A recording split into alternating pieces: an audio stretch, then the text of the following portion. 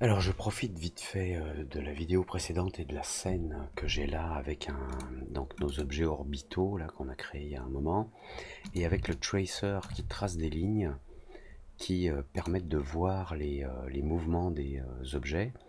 Et ce tracer, comme vous le voyez, il disparaît au bout d'un certain temps. Donc ça se règle dans tracer, dans limit. On peut limiter depuis le début, from start ou from end.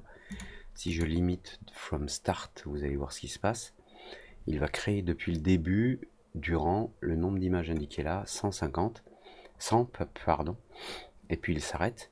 Et moi je veux qu'il fasse l'inverse, je veux 100 images depuis la fin du tracé est près de la boule. Donc il continue de tracer et il fait disparaître le début.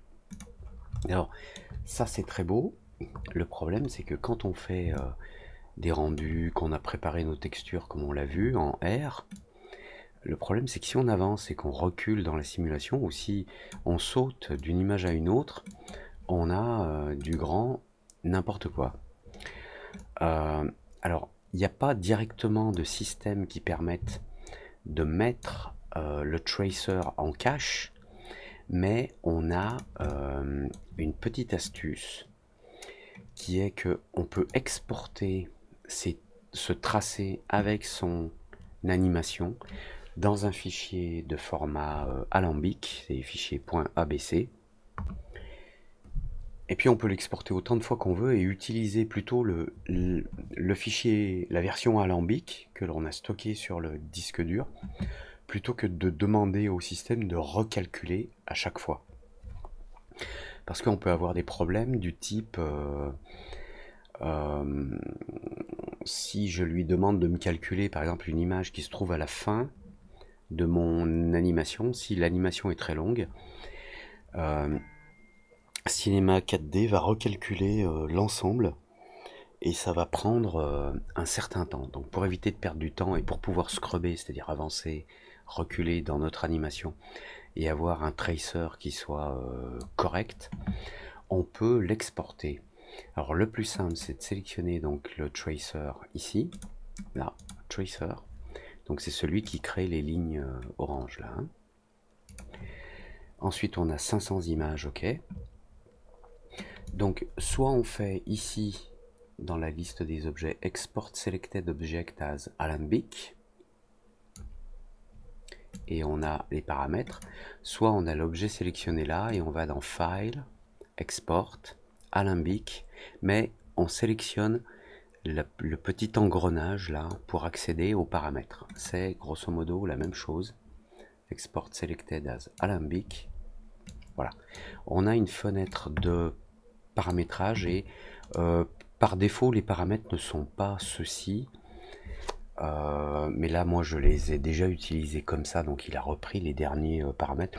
Souvent vous avez les caméras activées, les particules, les coordonnées globales. Donc moi je veux juste enregistrer les splines, les traits qui sont générés par le tracer. Donc j'enlève les coordonnées globales, j'enlève la caméra, j'enlève les particules, j'enlève tout là en bas, je garde uniquement l'échelle, 1 cm, selected only, donc c'est uniquement l'objet sélectionné, c'est le tracer, et les splines, c'est-à-dire les courbes. C'est tout ce que je veux enregistrer. Je veux pas enregistrer, enfin je veux rien enregistrer d'autre. Voilà, c'est simple. Euh, J'indique l'image de fin, là ma scène se termine à 500, donc j'indique la fin, 500, je fais entrer. Il me demande où je veux enregistrer, donc je vais enregistrer dans ce dossier là, tracer cached. Alors je vais l'appeler tracer, par exemple, cache 01. Il a parcouru la scène pour fabriquer le tracer et enregistrer une version dans un fichier alambic, mais pour l'instant je ne l'ai pas là. Hein. J'ai toujours le même problème, donc on va désactiver le tracer là, et on va aller dans File, Merge Object. On va merge, comment on dit en français, merge, mélanger, associer, fusionner, fusionner peut-être, voilà. Je vais fusionner donc cet objet tracer cache 01.abc dans ma scène. Alors il me demande ce que je veux importer. Alors unité centimètre, ok. Importe les caméras, mais il n'y en a pas à l'intérieur, donc les normales, les UV, les faces, il n'y en a pas. Il n'y a que des splines, et les splines on les a ici, donc les curves, les courbes sont importés en tant que spline only, juste des splines, ok. Et voilà mon tracer importé, là en haut je vais l'appeler tracer 01 C comme cache. Et maintenant, vous voyez, si j'avance et que je recule, on a les tracés qui sont préenregistrés. Donc il n'a qu'à lire les données qui ont été préenregistrées. On peut avancer, reculer aussi vite qu'on veut, faire un rendu express si on met le bon matériau, puisque le matériau R ici il est dans le tracer. Je vais le mettre ici dans ce tracer 01C comme cache. Et maintenant, je peux faire mes rendus. Si je fais une modif dans mon tracer actuel, je désactive le cache. Je reprends mon tracer et puis je me dis que finalement, peut-être que je voudrais des lignes plus longues, ou plus courtes on va dire, allez, plus courtes. Donc je vais dans le tracer et si je veux des lignes, je divise la longueur par 2, donc je passe de 100 à 50, voilà. On a les lignes plus courbes, donc je reviens sur le tracer, File, Export Selected Alembic. Ici, on a toujours les mêmes paramètres, sélection et splines, 500 images, ok.